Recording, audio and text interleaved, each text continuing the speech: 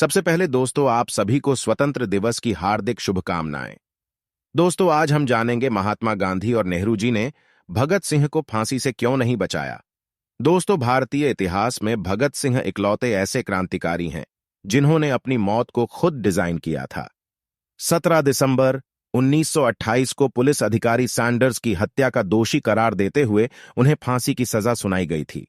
वो चाहते तो अपने मुकदमे की पैरवी के लिए वकील कर सकते थे, लेकिन न तो सैंडर्स की हत्या की सुनवाई के लिए और न ही सेंट्रल असेंबली में बम धमाके की सुनवाई के लिए उन्होंने कोई वकील किया, और इस तरह से उन्होंने अपनी नियति को खुद चुना। लेकिन बार बार एक सवाल उठता है कि महात्मा गांधी और नेहरू चाहते तो भगत सिंह की फांसी रुक सकती थी, उन्हें बचाया जा सकता था। तो क्या वाकई ऐसा था या ये सिर्फ ख्याल है? आइए जानते हैं दोस्तों। 27 सितंबर 1907 को पैदा हुए और 23 मार्च 1931 को फांसी चढ़ा दिया। शहीद हुए भगत सिंह ने इन लाइनों को अपनी जेल डायरी में लिखा था। ये लाइनें अपने आप सब कुछ बयान कर देती हैं, फिर भी परिस्थितियों को थोड़ा समझने की कोशिश करते हैं। सैंडर्स की हत्या के बाद भगत सिंह, राजगुरु और जयगोपाल भाग निकले थे।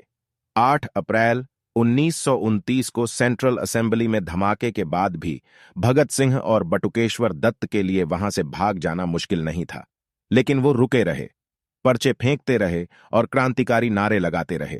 मकसद देश और दुनिया को संदेश देना था, जिसमें वो पूरी तरह से सफल भी रहे थे। गिरफ्तारी के बाद 7 मई 1929 को जब मुकदमे की सुनवाई शुरू हुई तो भगत सिंह आसफ अली कोर्ट में मौजूद थे। कोर्ट में जब लंच टाइम हुआ तो भगत सिंह ने कोर्ट रूम में मौजूद अपने पिता किशन सिंह से साफ तौर पर कहा कि सरकार उन्हें फांसी पर चढ़ाने के लिए तुली हुई है, लिहाजा चिंता करने से कुछ नहीं होगा, उनकी फांसी तय है। अगले दिन 8 मई को जब भगत सिंह को बयान देने के लिए कहा गया तो उन्होंने कोई भी बयान देने से इनकार कर दिया। सेशन कोर्ट में मुकदमे की सुनवाई शुरू हुई तो भगत सिंह ने माना कि उन्होंने बम फेंका है, क्योंकि इंग्लैंड को जगाने के लिए बम फेंकना जरूरी था। कोर्ट ने अपने लंबे फैसले में कहा कि बम फेंकने के दोषी भगत सिंह और बटुकेश्वर दत्त को आजीवन कारावास की सजा दी जाती है। लेकिन अभी भगत सिंह के खिलाफ एक और बड़ा मुकदमा बाकी था, सैंडर्स की हत्या का मुकदमा। इसकी शुरुआत 10 जुलाई 1929 से हुई। सैंडर्स हत्याकांड में भगत सिंह समेत 15 लोगों पर मुकदमा चलाया गया। इनमें से 7 सरकारी गवाह बन गए, जिनमें राम शरण दास, ब्रह्मदत्त, जयगोपाल, मनमोहन बनर्जी, हंसराज वोहरा और ललित कुमार मुखर्जी। इस केस में भी भगत सिंह ने कोई वकील नहीं रखा, अपनी सफाई में कुछ नहीं कहा। मुकदमे की सुनवाई के दौरान भगत सिंह ने दुनी चंद को अपना कानूनी सलाहकार बनाया, लेकिन यह साफ कर दिया कि दुनी चंद न तो किसी गवाह से कोई सवाल करेंगे और न ही कोर्ट में जज से कोई बात करेंगे। भगत सिंह के पिता किशन सिंह ने वायसराय ऑन ऑफ इंडिया के सामने याचिका लगाई कि सैंडर्स की हत्या के दिन भगत सिंह लाहौर में थे ही नहीं। जब भगत सिंह को पता चला तो उन्होंने अपने पिता पर गुस्सा किया और पत्र लिखकर कहा कि मुझसे मशवरा किए बिना आपको ऐसा पत्र नहीं लिखना चाहिए था। आखिरकार वही हुआ।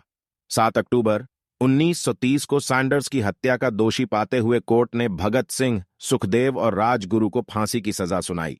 और अब बात महात्मा गांधी और नेहरू की कि उन्होंने भगत सिंह को क्यों नहीं बचाया। तो 14 फरवरी 1931 को पंडित मदन मोहन मालवीय ने वायसराय के सामने अपील की और कहा कि भगत सिंह की फांसी को आजीवन कारावास में बदल दिया जाए। उनकी अपील खारिज हो गई। 16 फरवरी को एक और बंदी प्रत्यक्षीकरण याचिका खारिज हो गई। फिर 18 फरवरी को महात्मा गांधी की वायसराय से बात हुई, जिसमें महात्मा गांधी ने वायसराय से कहा कि उन्हें भगत सिंह और उनके साथियों की फांसी की सजा खत्म कर देनी चाहिए। यंग इंडिया में महात्मा गांधी ने लिखा कि वायसराय ने उनसे कहा कि फांसी खत्म करना तो मुश्किल है, लेकिन उसे अभी के लिए टाला जा सकता है। लेकिन वायसराय अपनी बात पर कायम नहीं रहे। 24 मार्च को भगत सिंह और उनके साथियों की फांसी की तारीख मुकर्रर हो चुकी थी। 19 मार्च को महात्मा गांधी ने वायसराय इरविन के सामने फिर से मुद्दा रखा कि भगत सिंह की फांसी को टाला जाए, लेकिन इरविन ने इनकार कर दिया। दूसरी तरफ महात्मा गांधी ने आसफ अली को भगत सिंह के पास भेजा ताकि भगत सिंह से वादा करवा सकें कि उनकी सजा माफ हो जाएगी तो वो हिंसा का रास्ता छोड़ देंगे। भगत सिंह ने आसफ अली से मिलने से भी इनकार कर दिया। भगत सिंह अड़े रहे।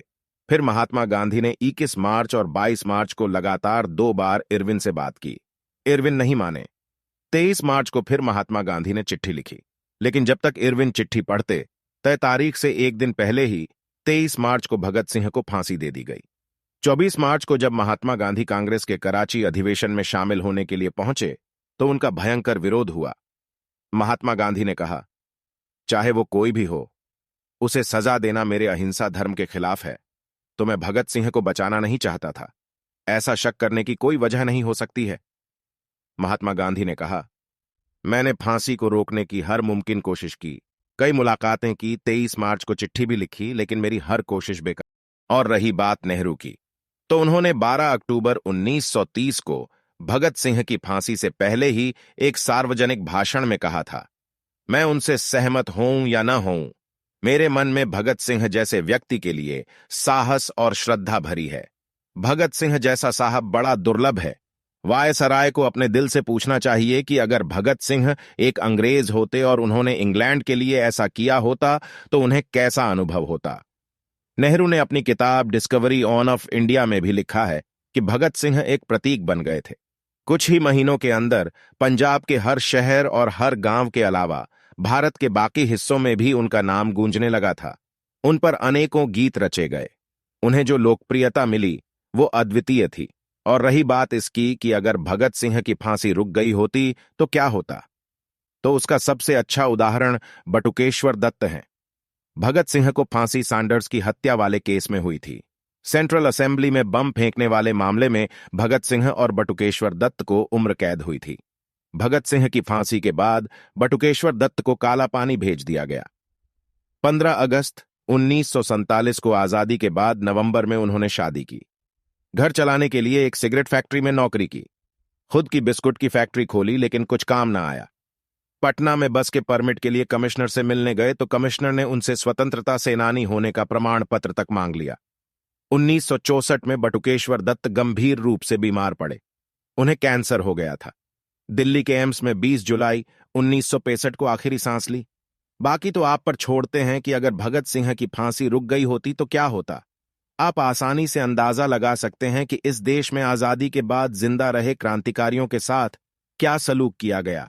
बाकी इसका दोषी कौन है, ये एक लंबी बहस है, क्योंकि इस अपराध से न तो किसी राजनेता को बरी किया जा सकता है और न ही हमको और आपको। दोस्तों, ऐसे महान क्रांतिकारियों को हमारा सत सत नमन। जय हिंद, जय भारत।